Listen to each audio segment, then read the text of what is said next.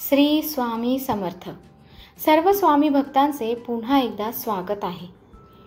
पंचांगानुसार आज 5 ऑगस्टपासून श्रावण मासारंभ सुरू झाला आहे. देवांचे देव महादेवाला हा महिना समर्पित आहे. शिवपूजेसाठी श्रावण मास सर्वोत्तम असा श्रेष्ठ मानला जातो. श्रावणात देवांचे देव महादेव यांची विधिवत पूजा केली जाते. मान्यतेनुसार श्रावणात महादेव आणि माता पार्वती पृथ्वीवर वास करतात. या काळात शिवपार्वतीची विधिवत पूजा केल्यास भक्तांवर विशेष कृपा होते. श्रावणात पूजेला जितके महत्त्व आहे तितकेच महत्त्व श्रावण सोमवार व्रत कथेला आहे. चला तर मग जाणून घेऊया काय आहे या श्रावण सोमवारची व्रतकथा.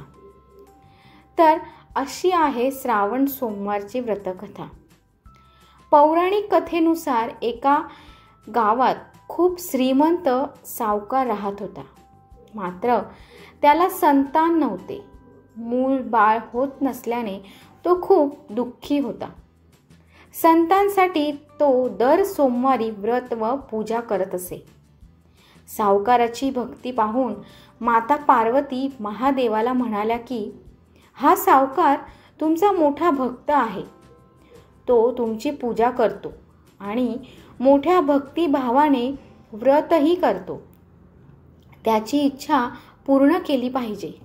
यावर महादेव म्हणाले की हे जग कर्माचे आहे. त्यामुळे ज्याचे जसे कर्म आहे तसे त्याला फळ मिळेल. परंतु माता पार्वतीच्या जिद्दीपुढे महादेवाला त्यांचे म्हणणं ऐकावंच लागलं.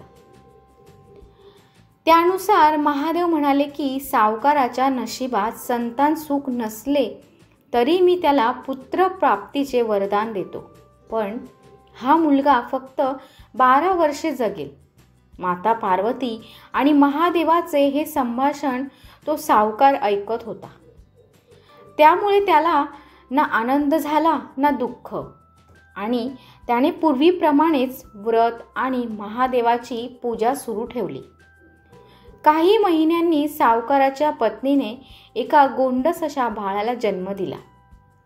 बाळाच्या जन्माने सावकाराच्या घरात आनंद होता. पण सावकार चिंतेत होता. मुलगा 11 वर्षांचा झाल्यावर त्याने आपल्या मुलाला काशीला शिक्षणासाठी पाठवले.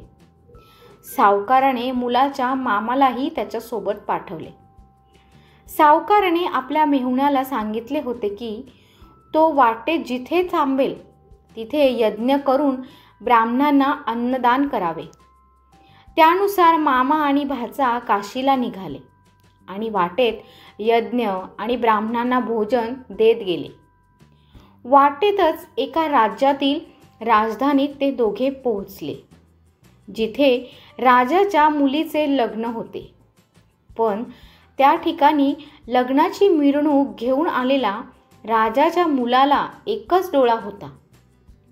वराला पाहून मुलगी लग्नाला नकार देईल अशी भीती राजपुत्राच्या वडिलांना होती. तेव्हा राजपुत्राच्या वडिलांची नजर सावकाराच्या मुलावर पडली आणि त्याने विचार केला की या मुलाला लग्नापर्यंत वर बनवूया आणि लग्नानंतर राजकुमारीला घेऊन जाऊया. त्यानुसार सावकाराच्या मुलासोबतचा राजकुमारीचा विवाह पार पडला. सावकाराच्या मुलाने प्रामाणिकपणा दाखवत राजकन्येला घडलेला सर्व प्रकार सांगत तुझे माझ्याशी लग्न झाले आहे. तुला ज्या राजकुमाराबरोबर पाठवले जाणार आहे तो एका डोळ्याने आंधळा आहे आणि मी काशीला शिक्षणाला जात आहे. हे सत्य जाणून त्या मुलीने लग्नाच्या वरातीसोबत जाण्यास नकार दिला. काशीला पोहोचल्यावरती सावकाराच्या मुलाने अभ्यास सुरू केला. सावकाराचा मुलगा 12 वर्षांचा झाला तेव्हा त्याने आपल्या मामाला सांगितले की त्याला बरे वाटत नाही. नंतर तो आत जाऊन झोपला. झोपल्यानंतर लगेचच मुलाचे निधन झाले. हे कळाल्यानंतर मुलाचा मामा जोरजोरात रडू लागला. योगायोगाने त्याच क्षणी महादेव आणि माता पार्वती तेथून जात होते. रडण्याचा आवाज ऐकून पार्वतीचे हृदय व्याकुळ झाले आणि मुलाला पुन्हा जिवंत केले पाहिजे, अन्यथा त्याचे आई वडील दुःखाने मरतील, असे माता पार्वती महादेवाला म्हणाल्या. माता पार्वतीच्या विनंतीनुसार महादेवाने त्या मुलाला जीवनदान दिले. त्यानंतर यज्ञ करून आणि ब्राह्मणांना भोजन देऊन सावकाराचा मुलगा आणि त्याचा मामा घराकडे निघाले. ज्या राज्यात सावकाराचा मुलगा आणि त्या राजकन्येचा विवाह झाला होता त्याच मार्गाने ते परतले. त्या राज्याच्या राजाने मुलाला ओळखले आणि राजकन्येला त्याच्यासोबत पाठवले. मुलगा घरी पोहोचला तेव्हा आई वडील घरात बसले होते आणि त्यांनी शपथ घेतली होती की जर मुलगा परत आला नाही तर आपण प्राणाची आहुती देऊ. मात्र मुलगा सुखरूप परत आल्याने त्यांचा आनंद गगनात मावेनासा झाला. त्यानंतर सावकाराने मुलगा आणि सुनेचे स्वागत केले आणि सोमवारच्या व्रताच्या प्रभावाने हे शक्य झाल्याचे लक्षात येत त्यांनी महादेवाचे आभार मानले. त्यामुळे सोमवारच्या व्रताला खूप महत्त्व आहे.